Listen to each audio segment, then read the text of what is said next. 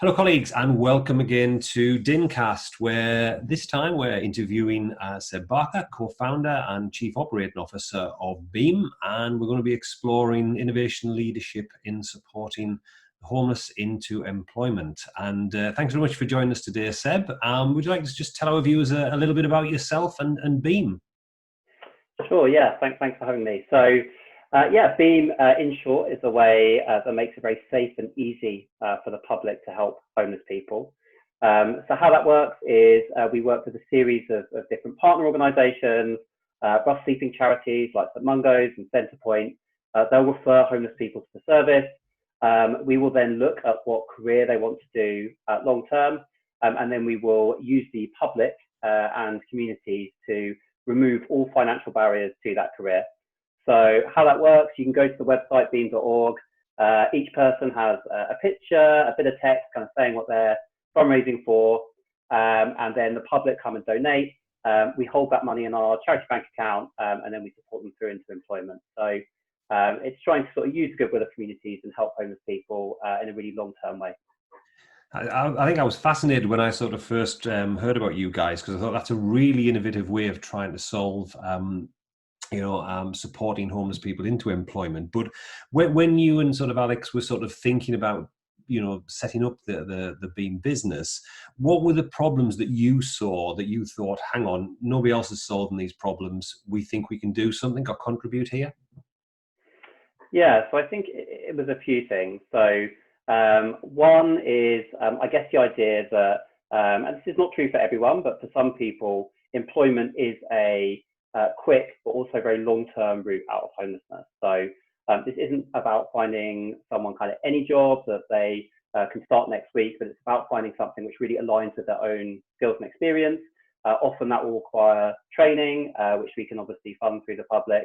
So really using that as a way to mean that people avoid ever really going into temporary accommodation for years and remaining stuck in the system. So I guess that was one way we approached it.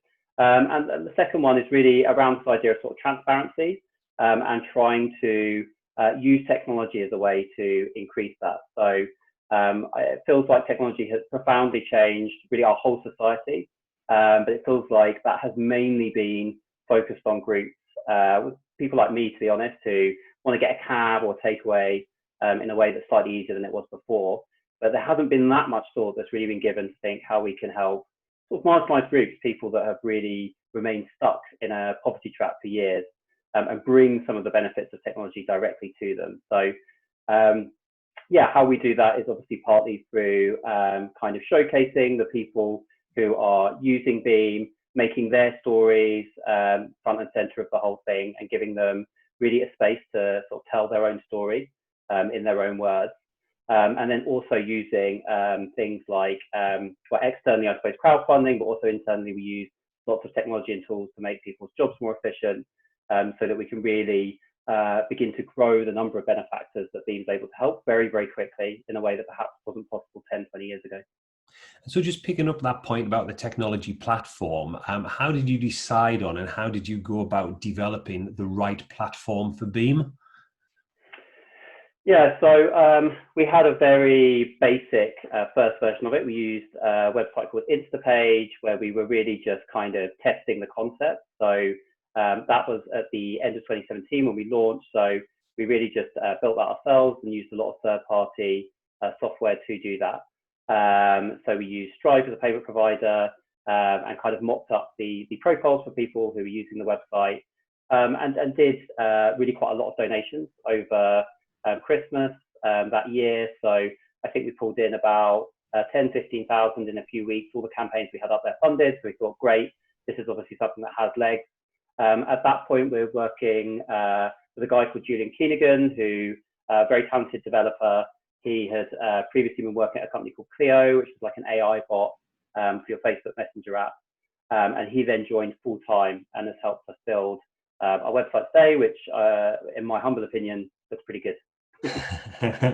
and obviously you've sort of taken us very quickly to get to the stage where you're actually at now, but I'm sure as a startup you won't have got to this place without having some some difficulties and some challenges and things like that. Could you sort of share with us what some of those bigger challenges were, and more importantly, how you and the team overcame them?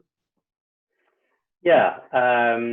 So I guess first challenge was a totally understandable concern around the idea of using a fairly radically transparent platform like Beam to help people. So one concern, for example, is that there would be a level of favoritism. We have people's pictures up there. Will unconscious bias slip in and mean some people fund quicker than others? So from the moment we launched, we baked into the design the idea that you have split donations. So, and to date, about 80% of donations go through this route. They get equally distributed between everyone that's raising money on Beam. So there isn't a sense in which people's campaign is funding more quickly. So I think that dealt well with that point. I think also the sense in which people worried that it would be sort of treated with the right amount of respect, given that you're working with quote unquote, sort of vulnerable adults to help them in some way. There's a risk that, again, there could be a kind of element of poverty voyeurism that sort of slips into the whole thing. So again, we kind of countered that from an early point by one, working very, very closely with the people that refer to Beam to make sure that they are taking the lead on creating the copy for their campaigns, but also we keep it very positive and forward focused. So it's really about where that person is now and where they want to get to. Homelessness is obviously a very negative problem, but the people involved in it are not, they're amazing people doing really incredible things with their lives. So that's very much more where we wanted to focus it. Sorry, I was going to say, so obviously that's how you work with sort of potential clients and assisting them. How does Beam work with stakeholders, and who do you see as your stakeholders as Beam? Who would you like to be having conversations with? So I guess there's our sort of belief really is, and then this is a somewhat ironic point to make given the name of the podcast, but we really believe in sort of collaboration, not disruption. So we don't want to sort of come in and remove the incumbents from their current position. We see this is a very, very long-term entrenched problem, and the way we will solve it is by involving everyone and getting them to play to their strengths. So I think that's working with government more. So we started off very focused on working with the rough sleeping charities. We now work with 5 or 6 councils throughout London who help refer people who are in temporary accommodation through the council as opposed to the rough sleeping pathway. So I think involving more local authorities in this solution is definitely going to be a key part to cracking it, and also making sure that we are, I guess, kind of distilling and refining Beam so that it works really, really well for every local government stakeholder that we bring on.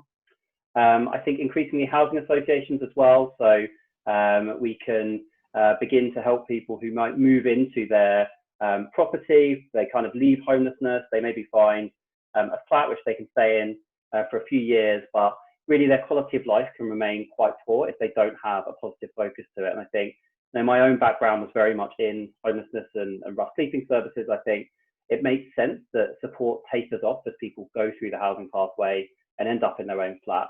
But in some ways, that's the most challenging kind of final step, is not just being in your flat, but also having a kind of support network around you. And I think something like Beam is able to do that firstly through the people that come to the campaign and fund it, that kind of connects the person with a local community, then also helping them into a job where they will be socializing with colleagues, getting a network through work, and the kind of pride that sometimes comes through that. So I think that's another kind of key area of development, is sort of understanding how we can help access that cohort through the housing associations that currently work with them. So Beam's had sort of a rapid sort of ascension to where you actually are now, and I suppose my question next is, right, what are you looking at in terms of expansion and scaling the Beam model? Because there's without any doubt we've got some difficult times ahead, and homelessness is unlikely to decrease. Have you given any thought to how you can expand your operations? Yeah, definitely. So we started in London, and that's currently our area of coverage. So the reasons for that, I guess, firstly, we were originally funded by the Mayor of London. That's how we got started. And second of all, it's obviously the kind of most concentrated area for homelessness in the country. But of course, it's not the only area. So I think as time goes on, we will look to kind of scale Beam in two ways. One will be through geographic expansion. So we're beginning to talk to a couple of cities outside of London. We'd love to talk to more local authorities. Anywhere in the UK, it's never been easier to launch in them, given that everyone's running their services remotely. So that would be one area that we'll begin to look at over the next 12 months. I think beyond that, homelessness is one area where people face real and profound barriers to work, and obviously Beam can help people overcome it, but they're not the only group that's affected by that. So beginning to work with, say, refugees, people with disabilities, other cohorts who might benefit from a model like Beam would make a lot of sense to me. And just sort of looking back as to, where you actually have got to now, I mean, is there anything that, you and Alex would have said, we would have done this differently? If you were starting again, is there anything that, you would have sort of changed about that? It's hard to say, because even when things go wrong, like, that's still useful learning in and of itself, and that then shapes the model in a way that is ultimately helpful long term. I suppose, one of the areas that we've begun to work on much more recently is employer partnerships. So we kept it very, very focused on the people referred to the service at first. And I think we will always want to do that, because they are kind of the customers. The homeless people that come should have a lot of freedom over what training and work they go into. But I think, and this has been brought into really kind of sharp focus with COVID, there is not an infinite amount of careers for people to come and do. So I think where we have begun to get really good traction with employer partners is through kind of understanding how to really, kind of help them diversify their own candidate pipeline through using something like Beam. So it's a really kind of easy and smart way for employers to quickly get access to people who need that extra help getting into work, but are also very carefully vetted, skilled. Most of them have done training. All of them are very well engaged and have a clear idea of what they want to do and are work ready. So in that sense, it feels like Beam could play almost like a recruiter, an ethical recruiter style role for big businesses. And we've begun to explore that, but we haven't done it as much as would have liked, I think, from an early point. And I mean, I think it's an absolutely great initiative. And I think, just to watch you guys, man, I've sort of been hanging around with you for sort of about the last sort of 6 months and what have you, and just to see how rapidly you are developing and your thinking is developing as well. So I'm hoping that any of my members in the housing world who are watching this now will put your contact details up there, and even if it's just to get in touch with you to find out a bit more about your model, or hopefully in terms of where they can work with you. I wish you all the very best with that, Seb, and thank you very much for taking the time today to share the Beam story. Thank you so much.